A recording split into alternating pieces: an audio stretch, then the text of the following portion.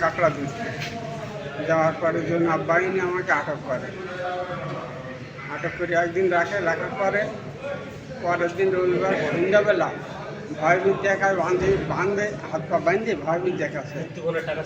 20,000 টাকা চাইছিল, আমি টাকা দিতে পারিনি। তারপর মাছ ছিল মারার পরে আধা ঘন্টা পরে কোর্টঘাটে লঞ্চ আসছে, গাঁয়ের ঘোড়া দিচ্ছিল, তাহলে আসে শব্দ পাই ওরা জঙ্গলের ভিতরে চলে যায়। গোপন সংবাদের ভিত্তিতে জানা যায় সুন্দরবনের দুর্ধর্ষ ডাকাত জোনাব বাহিনী খুলনার কয়রা থানাধীন খড়গুপ্রিয়া খাল সংলগ্ন এলাকায় অবস্থান করছে। প্রাপ্ত তথ্যের ভিত্তিতে আজ 31 মার্চ 2026 তারিখ মঙ্গলবার মধ্যরাত 2টায় কোস্টগার্ড স্টেশন কয়রা কর্তৃক একটি বিশেষ অভিযান পরিচালনা করা হয়। অভিযান চলাকালীন উক্ত এলাকা হতে ডাকাতদের কাছে জিম্মি থাকা একজন জেলেকে উদ্ধার করা হয়। এ সময় কোস্টগার্ডের উপস্থিতি টের পেয়ে ডাকাতরা জিম্মিকে রেখে বনের ভিতরে পালিয়ে যাওয়ায় কাউকে আটক করা সম্ভব হয়নি। উদ্ধারকৃত জেলে মুজিবুর গাজী খুলনা জেলার কয়রা থানার বাসিন্দা।